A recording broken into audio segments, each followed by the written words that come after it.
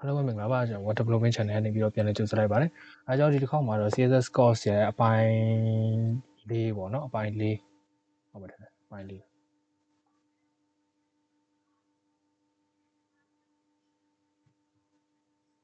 ဟုတ်တယ်နော်အပိုင်း၄မှာတော့ကျွန်တော်ဘာကြောင့်ပြောရမလဲဆိုတော့ကျွန်တော် margin pattern အကြောင်းပေါ့နော် margin pattern အကြောင်းကိုကျွန်တော်ပြပြပါမယ်။အဲ့တော့ margin ကိုကျွန်တော်ဘယ်လိုကန်လဲ pattern ဆိုတော့ pattern ကိုဘယ်လိုကန်လဲ margin နဲ့ pattern နဲ့ဘာကွာလဲဆိုတဲ့အကြောင်းကိုကျွန်တော်ဒီဗီဒီယိုမှာပြပြပါမယ်ဖြစ်ပါတယ်။အဲ့တော့အားလုံးပဲစလိုက်မယ်။အကြောင်း margin pattern အတွက်ကိုကျွန်တော်က HTML အသစ်တစ်ခုထုံးစံတိုင်းပဲစောင့်လိုက်မယ်။ကျွန်တော် margin pattern.html ဆိုပြီးကျွန်တော်စောင့်လိုက်မယ်အဲ့မှာကျွန်တော်က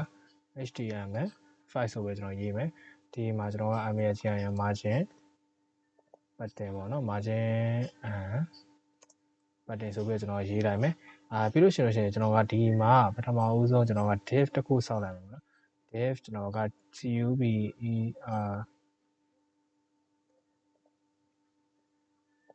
rectangle ဆိုပြီးကျွန်တော်ရေးစောင့်လိုက်မယ်နော်အဲ့တော့ဒီကောက်ကိုပဲကျွန်တော်ကဒီဘက်မှာ CSS ထဲမှာကျွန်တော်က margin pattern.css ဆိုပြီးကျွန်တော်စောင့်လိုက်မယ်အဲ့တော့ဒီကောက်ကိုအဲ့ margin pattern.css ကိုကျွန်တော်ဒီမှာလင်းလာချိန်မယ် CSS တွေက margin pattern.css ဟုတ်ပြီနော်ပြီးလို့ရှိရင်ကျွန်တော်ကဒီ rectangle class ကိုကျွန်တော်ကဒီဘက်ကလှမ်းခေါ်မယ်အဲ့တော့ rectangle ဒီ class ဖြစ်တဲ့တော့ပြီးရင် rectangle rectangle ဟုတ်ပြီနော်အဲ့ကောင်ကျွန်တော်က width ပေးမယ် width ကို100 pixel ပေးမယ် height ကိုကျွန်တော်က100 pixel ပေးမယ်ပြီးရင်ကျွန်တော် background color ကိုကျွန်တော်က red ဆိုပြီးတော့ကျွန်တော်ထားလိုက်မယ်ပြီးကျွန်တော်အဲ့ကောင် run ကြည့်မယ်ပေါ့နော်အဲ့တော့ဒီမှာ border နေရာမှာကျွန်တော် rectangle rectangle ဆိုပြီးကျွန်တော်ဆောင်းလိုက်မယ် sorry margin pattern okay ဒါဒီကျွန်တော်က rectangle တခုထွက်လာပြီဟုတ်ပြီနော် rectangle အဲ့မှာကျွန်တော်ကဒီကောင်းကိုကျွန်တော် margin pattern ကမ်းမယ်အဲ့တော့ margin pattern ဆိုတာဒီကျွန်တော်ကဒီကောင်းကိုကျွန်တော်ကဒီလို margin top ဆိုလို့ရှိရင်ကျွန်တော်ဒီကောင်းကိုဒီနေရာမှာmargin top 10 pixel ဆိုရင်ဒီနေရာမှာ10 pixel ဟာသွားမှာပေါ့နော် left 10 pixel ဆိုရင်ဒီဘက်မှာ10 pixel ဟာသွားမယ်ဟုတ်ပြီနော်ကျွန်တော်က sample ကြည့်မယ်ကျွန်တော်ကဒီမှာဒီလို margin 10 pixel ဆိုလို့ရှိရင်ကျွန်တော်ဒါဒီပတ်လေပတ်လေပေါ့နော် top left photo right ပတ်လေကိုကျွန်တော်10 pixel သတ်မှတ်လိုက်တာဟုတ်ပြီနော်အဲ့တော့သူဒီမှာ10 pixel စီတိုးလာတယ်ဟုတ်ပြီနော်အဲ့တော့margin ကိုကျွန်တော်က pixel နဲ့မဟုတ်ဘူး percent နဲ့လည်းကျွန်တော်ပေးလို့ရတယ်ဟုတ်ပြီနော် percent နဲ့ဆိုရင်သူကဒီလောက်ထိတည်တသာတိုးလာဟုတ်ပြီနော်percent နဲ့ pixel အကြောင်းကိုလည်းကျွန်တော် share သင်ခန်းစာမှာကျွန်တော်ပြောပြပါပြီဟုတ်ပြီနော်ဘာတွေဘယ်လိုကွာလဲဆိုတဲ့အကြောင်းကိုပြောပြပါပြီအဲ့တော့ကျွန်တော် margin နဲ့ pattern ကိုလည်းကျွန်တော် percent နဲ့ပဲပေးမယ်ဟုတ်ပြီနော်အဲ့တော့ margin နဲ့ pattern ကဒီ unit တွေပေးunit တွေပေါ့နော်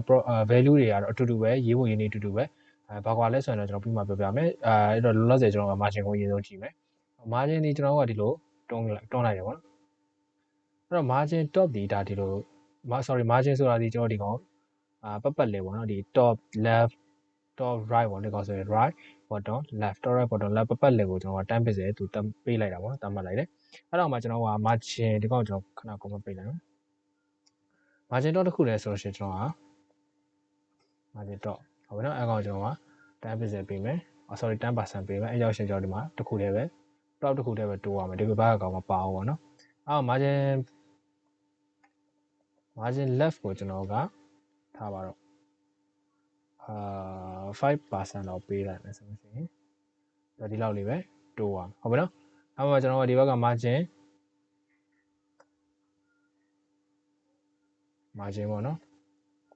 margin right ကိုကျွန်တော်က5% ပေးမယ်ဒါပေမဲ့ဘာမှမသိတာပါဘယ်လိုဆိုဒီဘက်မှာနေရာအလိုကြီးရှိနေလို့တကယ်တမ်းသူ့ပေးနာမှာ margin right ကဝင်နေပြီးသားဟုတ်ပြီနော် margin right 5% ဆိုတော့ဝင်နေပြီးသားပြီးလို့ရှိရင် margin bottom သူ့ကိုကျွန်တော်10%ကျွန်တော်ပေးလိုက်ဟုတ်ပြီဒါဆိုရင်ဒါဒီကျွန်တော်က margin ပတ်လက်ကိုကျွန်တော်ကဒီ margin တစ်ခုတည်းနဲ့မပေးတော့ဘဲနဲ့ကျွန်တော်ခွဲပြီးတော့ပေးလိုက်ဟုတ်ပြီနော်အဲ့တော့ရှေ့က border အတိုင်းပဲပေါ့နော်ကျွန်တော်သင်ခဲ့တဲ့ border အတိုင်းပဲဒီမှာလဲ top left bottom right ကိုကျွန်တော်ခွဲပြီးတော့တစ်ခုစီပေးချင်လို့ရှိရင်ကျွန်တော် margin top margin left margin right margin bottom ဆိုပြီးကျွန်တော်ပေးလို့ရတယ်အဲ့မှာအဲ့ကောင်ကျွန်တော်ကတစ်ချောင်းတည်းပဲပေါ့နော်တစ်ချောင်းတည်းပဲကျွန်တော် short hand ရေးချင်တယ်ဆိုလို့ရှိရင်ကျွန်တော်ကအပေါ် margin ကိုကျွန်တော်ပြန်သုံးလို့ရတယ်ဟုတ်ပြီနော်အဲ့ကြောင့်ရှင်ကျွန်တော်က value ဒီ၄ခုဖြစ်သွားမယ်အပေါ်မှာဒီတစ်ခုတည်းဆိုလို့ရှိရင်ဒါသူဒီပတ်လဲပေါ့နော်ပတ်လဲ value တူတူပေးတာvalue ၄ခုဆိုလို့ရှိရင်သူတစ်ခုစီကိုပေးတာအဲ့ value ၄ခုစီမှာကျွန်တော်ဘယ်လိုအစဉ်စီတိုင်းရှင်းရမှာဆိုပထမဆုံးစီ top ပထမဆုံး value ဒီ top margin တော့ margin ပြီးရင်နောက်တစ်ခုက margin right margin bottom margin left ဟုတ်ပြီနော်အဲ့တော့ margin ဒီမှာဝင်လာမဲ့ value ဒီ top right bottom left အဲ့တော့သူကဒီလိုသွားတာ top right bottom left ဟုတ်ပြီနော် value ကိုဒီလိုပေးပါတယ်အဲ့ကျွန်တော်တို့ပထမဆုံး margin top ဒီ 10%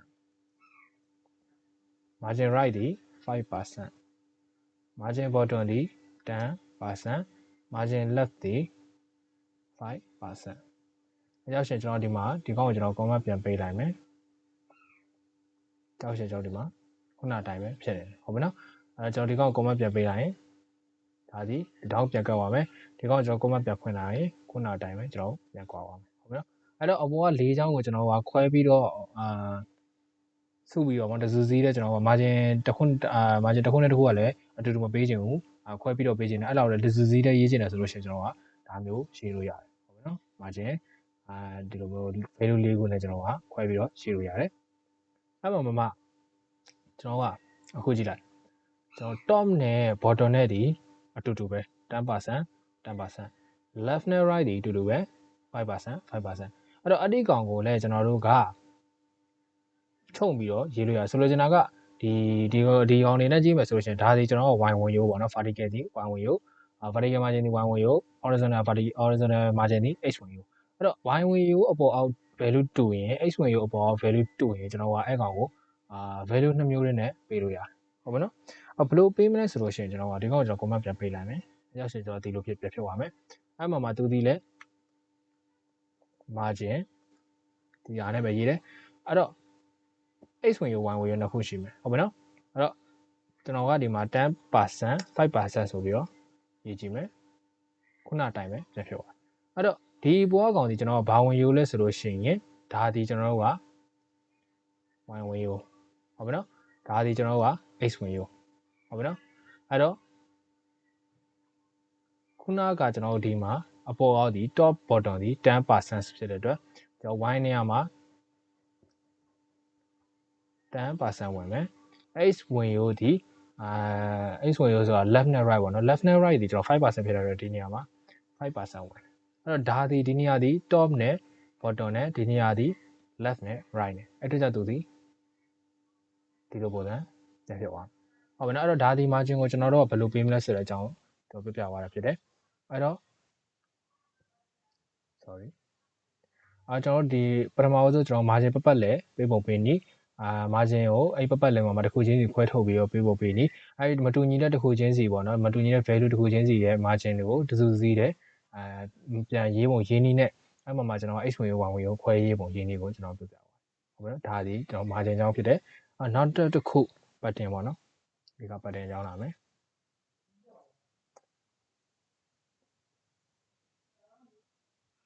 အဲ့တော့ pattern ပေါ့နော် pattern ကြောင်းတော့လေကျွန်တော်ကဒီအပေါ်ကပေါ့နော် margin ပုံစံတိုင်းကျွန်တော်ကပေးလို့ရတယ်အဲ့တော့ပေးကြည့်မယ်ကျွန်တော်က pattern 10% ဒီခါကျတော့ကျွန်တော်ကအထက်ရဖြစ်သွားပြီဟုတ်ပြီနော်အဲ့တော့ pattern နဲ့ margin နဲ့ဘာကွာလဲကျွန်တော်ပြောပြမယ် margin ဆိုတာဒီကျွန်တော်က element ရဲ့အပြင်ဘက်ကိုတွန်းတာဟုတ်ပြီနော်အဲ့တော့ဘာလို့လဲကျွန်တော် top နဲ့ရင်ပြောပြမယ်အဲ့တော့ pattern ဒါဒီလည်းကျွန်တော်အပေါ်ကနေအထိပ္ပယ်တူတူပဲ margin တခုနဲ့ value တခုလည်းဆိုရင်သူဒီပတ်လဲအဲ့တော့သူဒီလည်းဒီမှာ pattern top pattern left pattern bottom sorry pattern top pattern right pattern bottom pattern left ဟုတ်ပြီနော်ဒါဒီလိုပေးတယ်အဲ့မှာကျွန်တော်က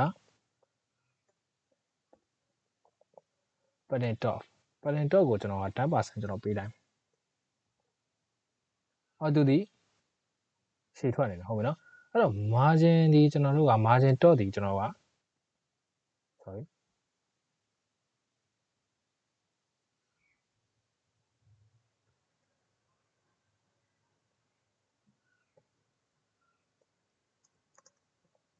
အဲ့တော့ margin top ကိုကျွန်တော်ပြန်ဖွင့်လိုက်တဲ့အချိန်မှာ margin ဒီကျွန်တော်က element ရဲ့အပြင်ဘက်ကိုသူကတွန်းကန်တယ်ပေါ့နော်အဲ့တော့ pattern ဒီ element သူဒီကျွန်တော် pattern ပေးလိုက်တဲ့ element ရဲ့အတွင်းဘက်ကိုကျွန်တော်ကတွန်းကန်ဟုတ်ပြီနော်ဒီမှာကျွန်တော် insert ထောက်ပြီးတော့ကျွန်တော်ပြမယ်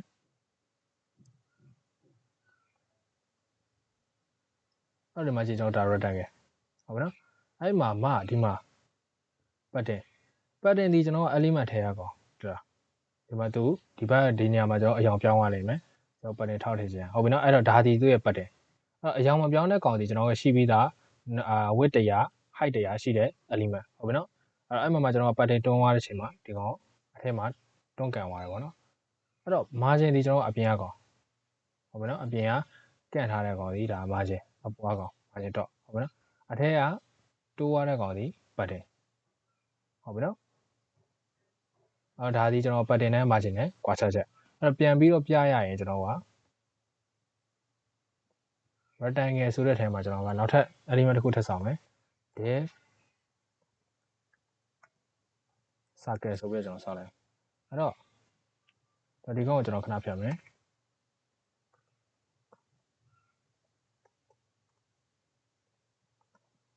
circle ပေါ့နော် circle ကိုကျွန်တော်ကဆောက်မယ် width 100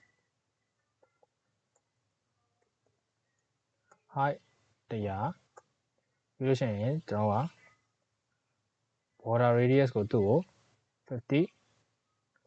50% ထားမယ်ပြီးလို့ရှိရင်ကျွန်တော် background color ကိုကျွန်တော်က black ဆိုပြီးကျွန်တော်ထားလိုက်ဟုတ်ပြီနော်ဒါဆိုလို့ရှိရင်ကျွန်တော် rectangle ထဲမှာ set wine ရှိနေတာပေါ့နော် circle ရှိနေတာအဲ့တော့အဲ့ circle ကိုကျွန်တော်က margin တွန်းနိုင်မယ် circle ထဲမှာ margin တွန်းရင်သူက circle နဲ့ဒီ rectangle ထဲပေါ့နော် rectangle ထဲကနေရာမှာသူတိုးသွားလိမ့်မယ် circle ရဲ့အပြင်ဘက် rectangle ရဲ့အတွင်းပေါ့နော်ဘာဖြစ်လို့လဲဆိုတော့ circle ဒီ chine rectangle ဒီ parent ဖြစ်နေတဲ့အတွက်ဟုတ်ပြီနော်အဲ့တော့မြင်တော့ကျွန်တော်ဒီပေါ်မှာကျွန်တော် comment ပြပြမယ်ဒီကောင်ဒီ parent ဒီကောင်ဒီ chine အဲ့တော့ parent နဲ့ chine ရဲ့သဘောတရားကိုတော့နားလည်မယ်လို့ထင်တယ်ဘာလို့လဲဆိုတော့ chine ကိုအုပ်ထားတာ parent အုပ်ထားတာမဟုတ်ဟုတ်ပြီနော်အဲ့တော့ circle chine ရဲ့ margin ဒီ parent ရဲ့ pattern ဟုတ်ပြီနော်ဒါဒီရေပူရသဘောတဘာဝပဲပေါ့နော် chine ရဲ့ margin ဒီ parent ရဲ့ pattern ဟုတ်ပြီနော်အဲ့တော့ကျွန်တော်ဒီမှာ margin တွန်းလိုက်မယ် margin dot ကိုကျွန်တော်က 10% ဆိုပြီးကျွန်တော်တိုးလိုက်ရင် okay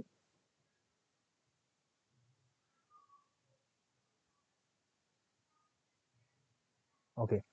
ဒီမှာတော့တိုးသွားသေးဘူးမတိုးပါ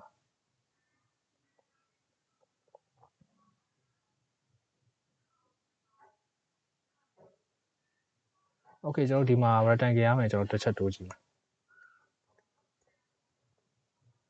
ပတ်တင်မပေးလိုက်မယ်ကျွန်တော် 10% ပေါ့နော်ဒါဆိုရင်တော့ကျွန်တော်ကဒီ rectangle ရဲ့ပတ်တင်ပေါ့နော်ဒါခုနလိုအထက်ရအောင်ဒီမှာတိုးရတယ်ဒါ rectangle ရဲ့ပတ်တင်ဟုတ်ပြီနော်circle ရဲ့ပတ်တင်ကျွန်တော်တစ်ချက်ပြန်ကြည့်ကြည့်မယ် circle ရဲ့ပတ်တင်ဆို circle အတွင်းထဲမှာတိုးရလိမ့်မယ် circle ရဲ့ပတ်တင်ကိုကျွန်တော် 5% လို့ပဲကျွန်တော်ပေးလိုက်မယ် circle ဒီထက်ပိုကြီးသွားလိမ့် okay circle လုံးမလို့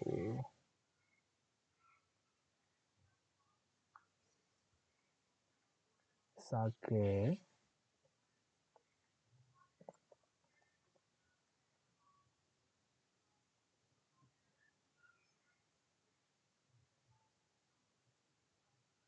ဒီမှာ margin သူကဒီမှာတိတိလေးပေါ်တယ်ဟုတ်ပြီနော်တိတိလေးပေါ်တယ် 5% အဲ့တော့ 50% ဆိုပြီးကျွန်တော်ထားကြည့်အောင်ဒီဘက်တော့ရောက်လာဟုတ်ပြီနော်ဒီမှာ 50% ဆိုလိုချင်တာကတော့ဒီဟာက तू ကဒီ circle ပေါ့နော် sorry rectangle ရဲ့ width ကဒီ तू တိုးလာတဲ့ဒီ width ကို width ကိုဘယ်လိုပြောမလဲမလိုက်ဘယ်လိုပြောရမလဲကြီးနေတာပေါ့နော်အထက်ကကောင်ကကြီးနေတာအပြင်ဒီ तू ထည့်လိုက်တဲ့ဒီ width ကဒီမှာဒီ तू ဘေးနားကောင်တွေမပါတော့ဘာလို့လဲဆိုတော့ဒီဘေးဒီဘက်ချင်းရောက်နေလို့ဟုတ်ပြီနော်အဲ့တော့ပုံကလက်တက်တဲ့ကနေဒီဘက်ရွှေ့သွားတယ်တိုးလိုက်တဲ့ margin ကြောင့်ပေါ့နော်အဲ့တော့ဒါက 50% 5% ဆိုရှင်သူဒီလောက်တိုးတယ်ဟုတ်ပြီနော်အဲ့တော့ဒါဒီ margin ဟုတ်ပြီနော်ဘယ်သူရဲ့ margin လဲဆို circle ရဲ့ margin ဒီကျွန်တော်တို့က element ရဲ့အပြင်ဘက်ကိုတိုးတယ်အဲ့တော့ကျွန်တော်ဒီမှာပတ်တင်ထပ်ထည့်ကြည့်မယ်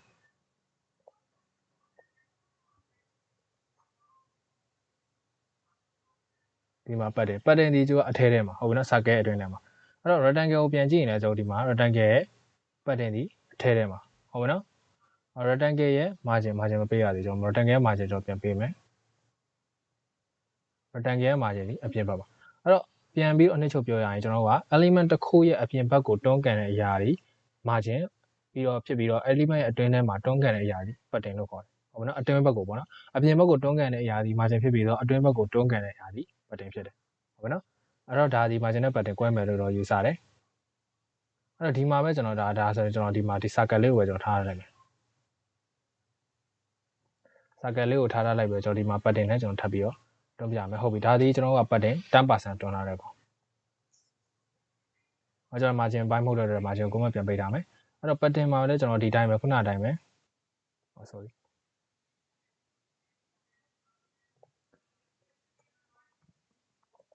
pattern တော့ပေါ့နော် pattern တော့ကိုကျွန်တော်က 10% ထားမယ်ဆိုလို့ရှိရင်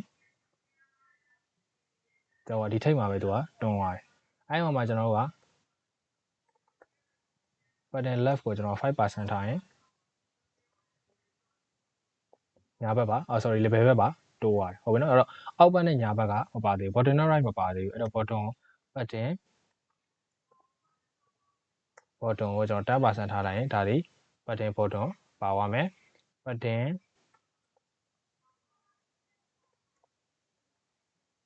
right ကိုကျွန်တော်5% ထားလိုက်ရင်ဒါဒီကျွန်တော် pattern right ပါသွားအောင်ဟုတ်ပြီနော်အဲ့တော့ margin တိုင်းပဲဒီကောင်းလေးအားလုံးကျွန်တော်တစုစည်းတဲ့ရေးချင်ကျွန်တော်ဘယ်လိုရေးမလဲဆိုတော့ဒါဆိုကျွန်တော် save လိုက်ရင်ဒီပုံစံတိုင်းကျွန်တော်ပြန်ဖြစ်သွားမယ်အဲ့ကောင်မှာတစုစည်းတဲ့ရေးချင်ကျွန်တော်အပေါ်တိုင်းပဲ margin တော့အတိုင်းပဲကျွန်တော်က dot right sorry